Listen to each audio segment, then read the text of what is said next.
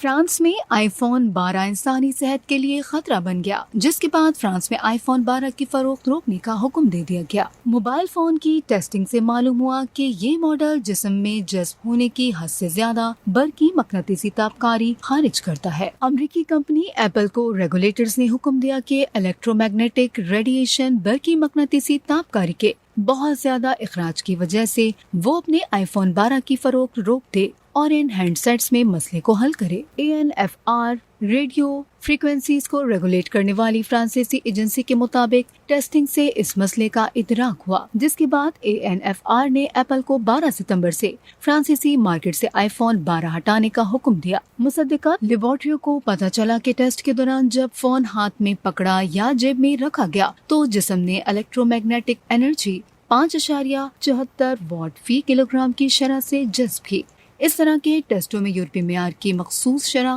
4.0 what فی kilo gram ہے، اور اس مسئلے کے حل کے لیے ایپل کو پہلے سے فروخت شدہ فونز جلد از جلد معیار یعنی 4.0 کے برابر لانے کے لیے اقدامات کرنا ہوں گے، ورنہ ایپل کو انہیں واپس لینا ہوگا۔